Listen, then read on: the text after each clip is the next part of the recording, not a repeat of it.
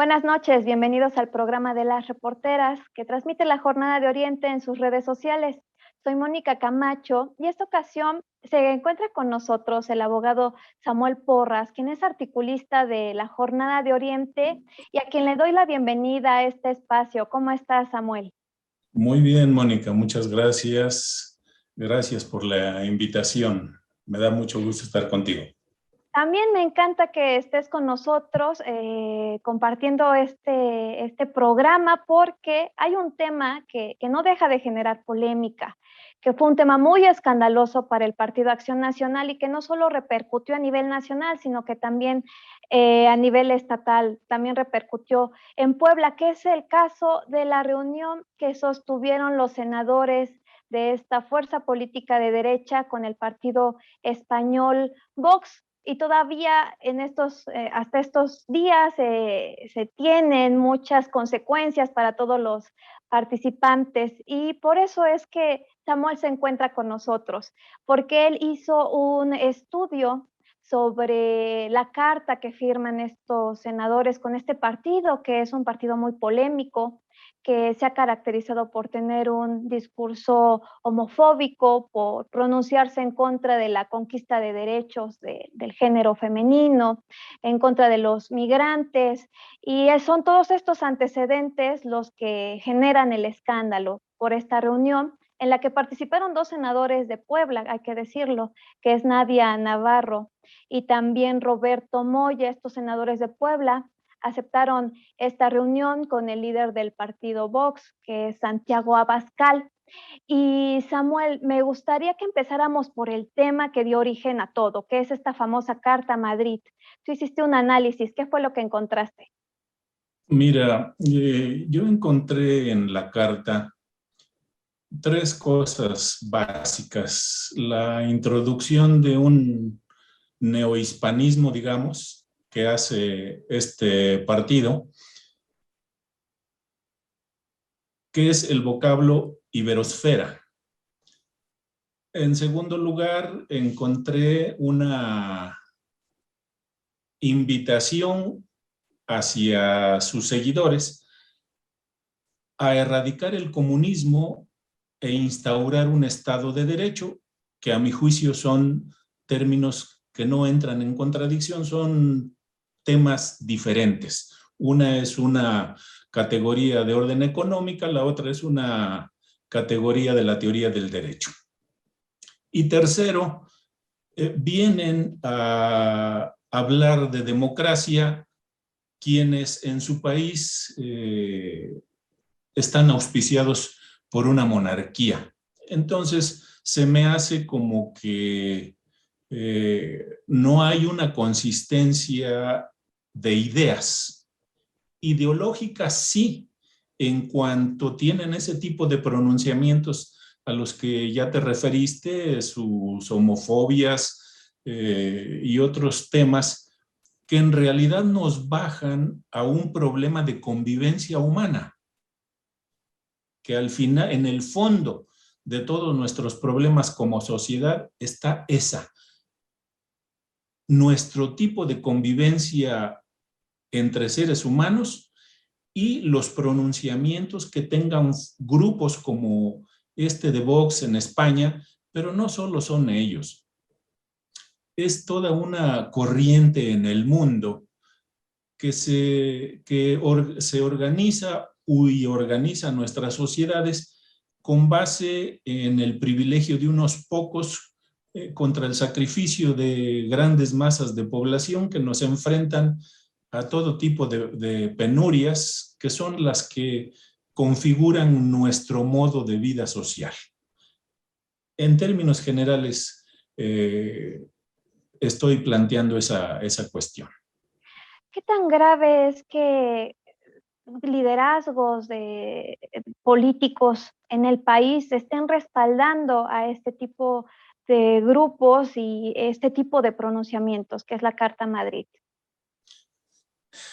El problema es que se trata de una fuerza política importante dentro de la oposición en México, pero creo que el gran problema es que se debatan ideas con base en categorías que son en buena medida no muy comprensibles para el grueso de la población y podría yo asegurar que ni para las militancias partidistas. Categorías como Estado de Derecho, imperio de la ley, defensa de las libertades, comunismo, socialismo, capitalismo, no es una terminología que yo pudiera decir el grueso de la población, el ciudadano de a pie domina, conoce sus diferencias, sabe qué significa cada una de ellas y cuando va a una elección sabe conscientemente por qué está votando. La presencia de muchos partidos hace de manera natural que la población tienda a estar dividida en la medida en que sean seguidores de uno u otro partido. No vivimos como sociedad en una competencia deportiva de que yo le voy a este y yo le voy al de más allá, no, pues yo mejor prefiero este. Como sociedad tenemos una gran deuda y como sociedad me refiero a todos. Refiriéndome a México, a los 126 millones. Definir realmente qué tipo de sociedad queremos construir. Ya tenemos una, que es en la que vivimos. Y este tipo de sociedad que ha sido construida durante muchos años, enfrenta desde hace mucho tiempo problemas terribles de descomposición social. La delincuencia organizada, los feminicidios, los asaltos, los gobiernos corruptos, las corruptelas, etcétera, constituyen nuestra forma de organización social actual. Y esa es la sociedad que hoy tenemos y tenemos que cuestionar si ese es el tipo de sociedad que queremos, en la que queremos seguir viviendo. O si tenemos idea de cómo podríamos vivir de otra manera, en donde pudiéramos convivir como seres humanos, respetándonos unos a otros, cuidándonos incluso, para que este sea un mundo realmente vivible, no solo para nosotros, sino para las generaciones futuras. Y yo creo que Vox está aprovechando esta disyuntiva, ¿no? Esta posibilidad de cambiar, de mantenernos en el camino en el que estamos. Este partido pues está planteando esta salida, que es la de cerrar el paso, se entiende, a los gobiernos de izquierda que ellos tachan de comunistas. Exactamente. Recurren utilizando ciertas expresiones como comunismo, populismo, socialismo, dictador, recurren a la descalificación. Hay que decir que la derecha, ultra o no, bueno, tiene como una diferencia de grado, pero no de esencia. El pensamiento es, en términos generales, el mismo. El tipo de acción política es esencialmente la misma. Y si volteáramos a la historia para ver cuál es la acción de la derecha en la configuración de los gobiernos y consecuentemente de la organización social, tendríamos que volver si tú quieres, a la España del franquismo que ellos idolatran. Bueno, esa era una dictadura que pasó por encima de la posibilidad popular de construir una república y que es lo que ha permitido que España siga siendo una monarquía. Pero el franquismo data en su explosividad del año 1936 como una continuación de lo que fue el fascismo en Italia de 1929 y el nazismo en Alemania de principios de la década de los 30 del siglo pasado. ¿Qué podemos pensar de esa corriente de pensamiento que ha auspiciado formas de expresión gubernamental terribles que se basan en el exterminio de poblaciones enteras? Eso, por elemental razón, no lo podemos aceptar. Y por eso es que los planteamientos de un partido como Vox me parece que tienen que ser totalmente rechazados, no solo por nosotros como sociedad civil en general, por los propios panistas. Creo yo que hay un faltante para la derecha. Ellos se dedican a denostar, a descalificar las acciones de los gobiernos de corte popular o que enfocan su gobernabilidad hacia favorecer a la población mayoritaria. Los partidos de derecha, a mi juicio, no han construido un proyecto de nación, una oferta política que pueda ser discutida sin violencia, pacíficamente, entendiendo los términos con los que se habla, para referirnos a un problema muy específico, nuestros problemas de convivencia como seres humanos dentro de un territorio determinado. Cuando ellos dejen de denostar, de injuriar, de insultar, y se pongan a diseñar un proyecto de gobierno, un proyecto de sociedad que puedan ofrecer a toda la población y que sea, perdón. No te preocupes, Samuel. Y que sea discutido ampliamente, entonces creo que podremos avanzar como sociedad. Pero si solo, lamentablemente, la historia de la derecha está asociada a los golpes de Estado. Ya aquí en México hubo un grupo afín al pensamiento de la derecha que se planteó derrocar a un presidente como es López Obrador, electo más democráticamente que ningún presidente en la historia moderna de nuestro país. En Perú, recién acaba de subir a la presidencia Pedro Castillo. Bueno, a 30 días ya hay parte de la derecha enquistada todavía en el Congreso peruano, que ya está diciendo que la calle pide la destitución de Pedro Castillo. El pinochetazo, el golpe en Bolivia, el golpe en Honduras, sería larguísima la lista de hechos en donde la derecha recurre a la fuerza militar para derrocar gobiernos legítimamente electos por la población en general.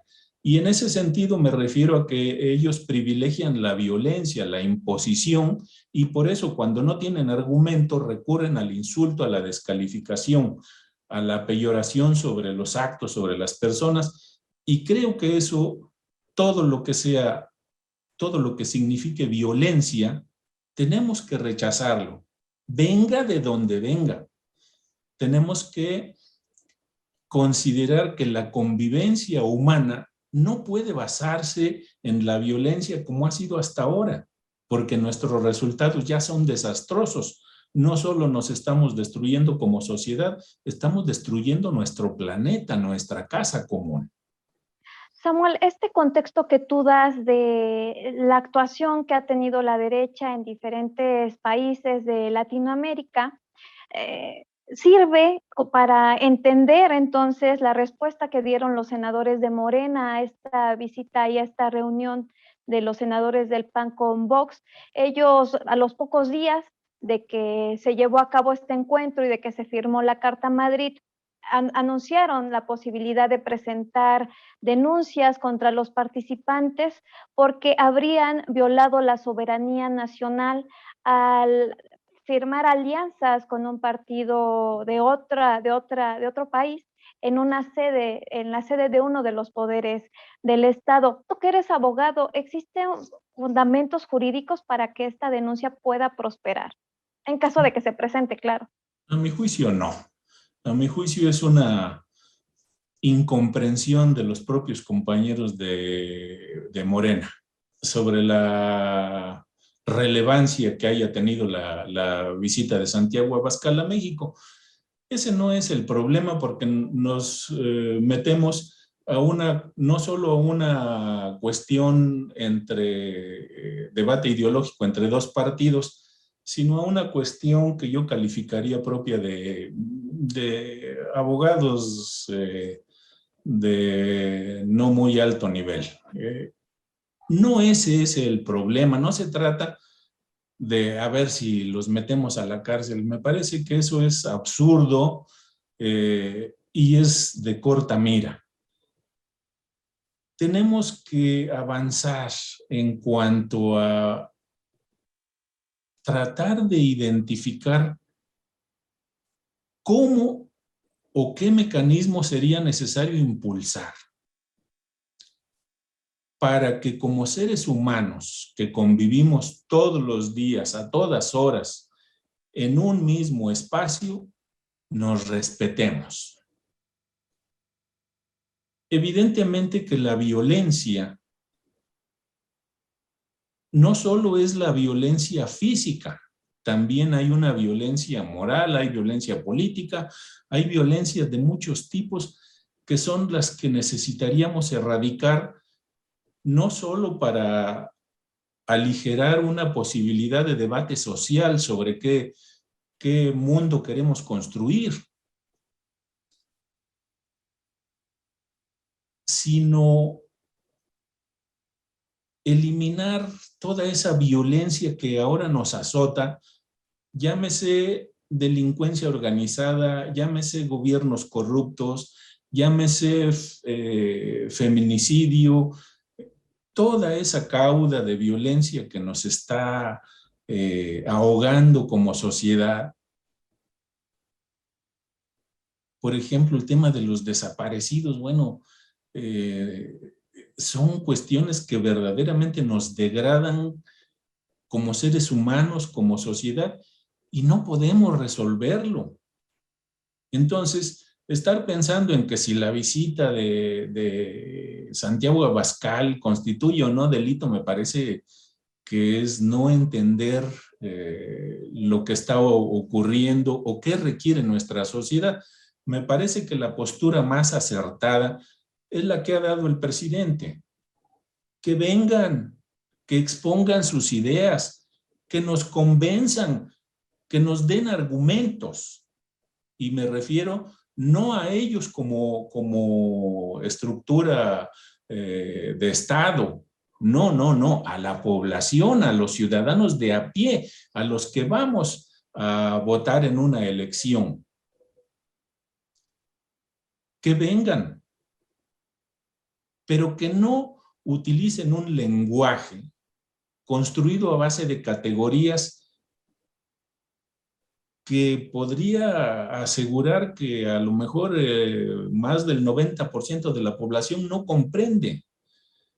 Discutir a base de categorías como esta de erradicar el comunismo e instaurar un Estado de Derecho, que además es una barbaridad, vamos a llamarle así. O hablarnos de Estado de Derecho, de imperio de la ley, de división de poderes. Bueno, el grueso de la población no comprende ese tipo de discurso, y plantearlo abiertamente como una forma de acarrear adeptos, pues me parece que eso es lo más antidemocrático que pueda haber en esta vida, porque en realidad estás utilizando un lenguaje que el grueso de la población no te está entendiendo qué quieres decir.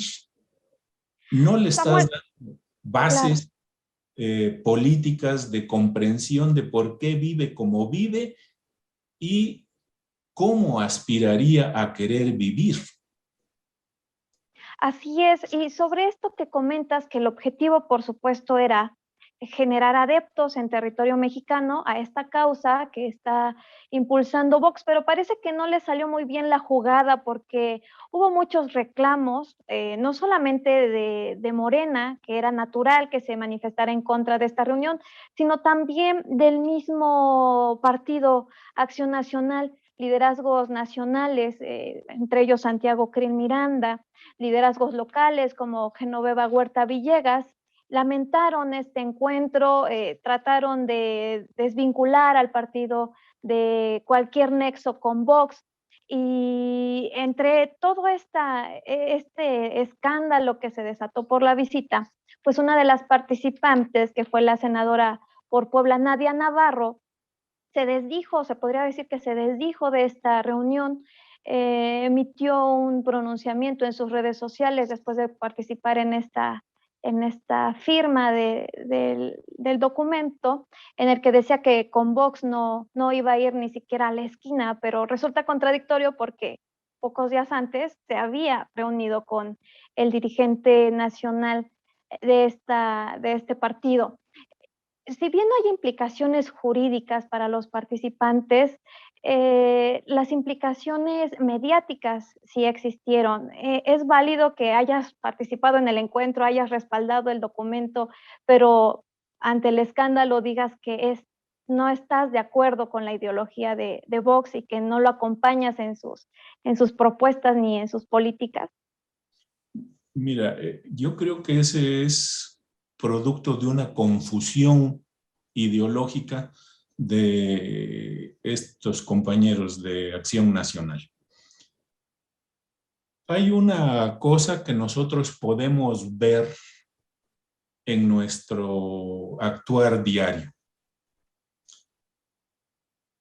Uno es ciudadano de a pie, pertenece al grueso de la población, o como decía José Alfredo Jiménez, no tuvimos la desgracia de no ser hijos del pueblo. Si tú vas a una oficina pública, detrás del mostrador está gente igual que tú, y sin embargo representamos intereses distintos, intereses económicos esencialmente. Si tú conoces la vida interna de un partido, ¿de qué extracto económico son los dirigentes? ¿Pertenecen a la élite capitalista? Pues no. Serán, en mi opinión, proletario acomodado, que gustan llamarse, así como horrorizándose por caer a la pobreza, que gustan de llamarse clase media. Y ellos son los que se dedican a defender una organización social de la economía que favorece a una élite que acapara la riqueza a cambio de empobrecer al grueso de la población. Y creo que ese es un problema fundamental. No se defiende, a mi juicio, la propiedad privada por sí misma. Defienden las formas de adquirir la propiedad privada, que son a base de corruptelas, a base de violencia, a base de despojo, a base de robo. La historia de nuestros hombres más ricos de México podría ayudarnos a comprender cómo se adquiere una inmensa riqueza y que no proviene del trabajo honrado de todos los días. Requiere de muchas circunstancias de vida social, de relación con lo que conocemos como Estado, lo que permite que cierto grupo de personas amase riqueza de manera verdaderamente, pues no sé si irracional. El grueso de la gente común y corriente dice, bueno, ¿para qué querrán tanto dinero? Pues no se lo van a acabar. Y entonces eso se vuelve una forma de vida que a cambio de amasar dinero requiere del empobrecimiento generalizado de la población, y creo que ese es nuestro gran problema.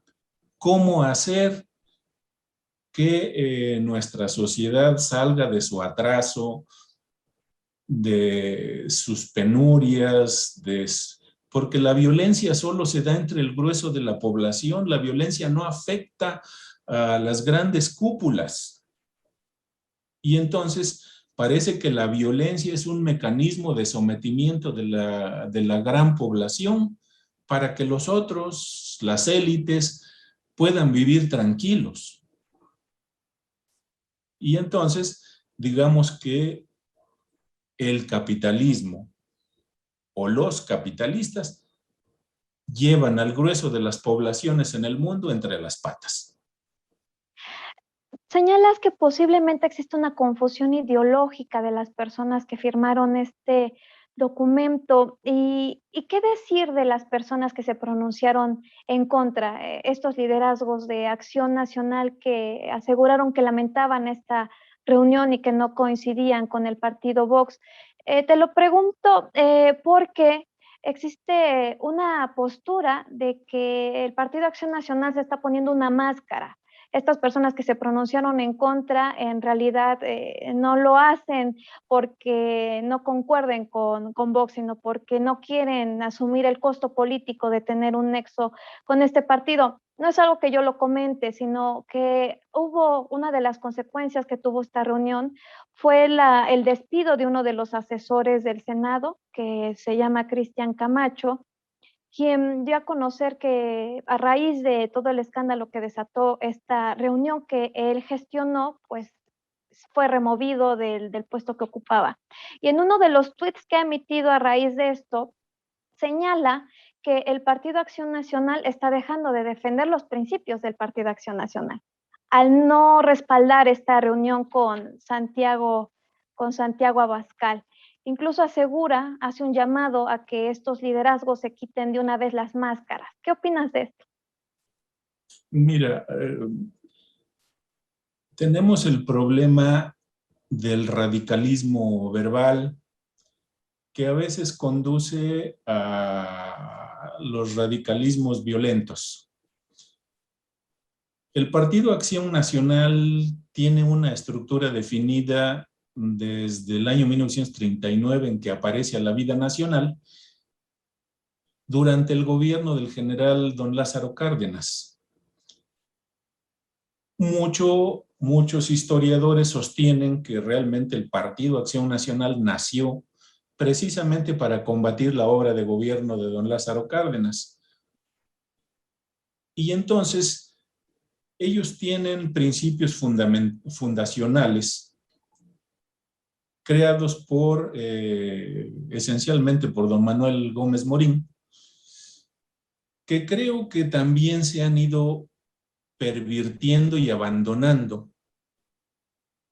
desde aquel entonces, 1939, a la fecha, con la cooptación del partido por los grupos empresariales. Los grupos empresariales vieron en cooptar el partido la posibilidad de tener un instrumento de interlocución directa con el gobierno o la posibilidad de acceso al ejercicio de gobierno.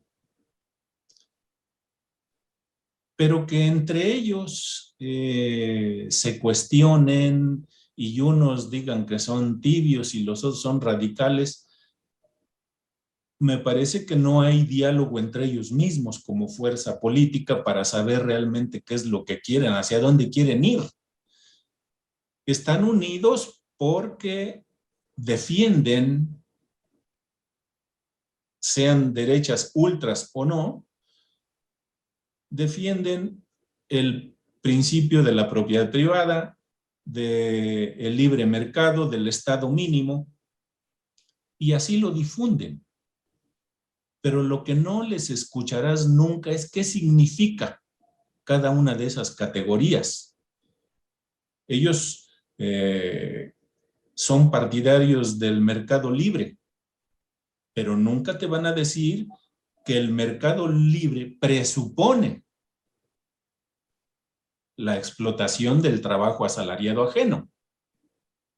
Es decir, ellos no pasan por esa explicación, simplemente mercado libre, Estado mínimo. Tampoco te van a decir qué significa Estado mínimo. Simplemente tú lo puedes apreciar con aquella teoría que se puso en boga en tiempos del salinismo del Estado obeso. Había que adelgazarlo. ¿Y qué pasó? Simplemente que los bienes que antes eran propiedad de toda la sociedad, de todos los mexicanos, a través de mecanismos legales, pasaron a manos privadas. Y entonces ellos así logran el Estado mínimo. Al final, lo que quieren ellos es un Estado policía que les cuide la propiedad privada así adquirida o por métodos de despojo, con violencia, con robo, que les cuide su propiedad privada de el grueso de la población, que así se convierte de manera natural en población desposeída, pauperizada. Entonces, creo yo que ahí no hay la idea de plantear un proyecto de sociedad que puedan exponer ante todos. Por una razón simple, hay una contraposición entre democracia, como que es una categoría política, con liberalismo, que es una doctrina económica. Por eso ellos optan por escudarse en la igualdad de las personas ante la ley, porque así no acuden a descubrir por qué razón socialmente, en el ámbito socioeconómico, digamos, las personas somos tan desiguales. ¿Por qué tanta desigualdad social? A ese punto no entran porque eso les beneficia o beneficia a una élite, beneficia a una forma de adquirir la propiedad, que insisto, no necesariamente es a base de trabajo honrado, y entonces prefieren invocar la igualdad de los individuos ante la ley. Ahí sí, todos somos iguales, aunque en la realidad cotidiana, la de todos los días, nuestra vida ordinaria, unos posean riquezas en abundancia y hay a quienes quizá no tengan ni siquiera para comer. Samuel, ¿algo más que desees agregar? Bueno, creo que sería bueno insistir en que como sociedad, y me refiero a todo mundo, tenemos una deuda pendiente, rediseñarnos como sociedad, pensar que si ya no queremos esta forma de vivir en sociedad, azotados por la pobreza, por la delincuencia, por la corrupción, por los malos gobiernos, tenemos que ponernos a pensar cómo quisiéramos construir una sociedad nueva. Y segundo, si hablamos de democracia, ¿no?, tenemos que definir de cuánta participación popular requiere la democracia. Si de todo el pueblo o simplemente de un grupo que dice representar al pueblo, que es una forma que ya hemos vivido durante muchísimos años y que nos ha traído a una descomposición social que ahora vemos en todos los ámbitos de nuestra convivencia social. Creo yo que eso es lo que nos falta y lo que yo remarcaría.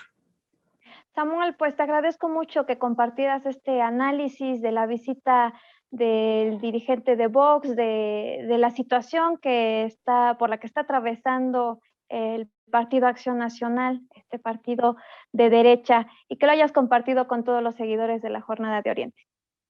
Te agradezco mucho la invitación, te mando un saludo y a todo tu auditorio también. Muchas Así gracias. es. Pues muchísimas gracias a todos los que siguieron esta transmisión. Ya nos estaremos viendo en otro programa más de Las Reporteras. Hasta la próxima.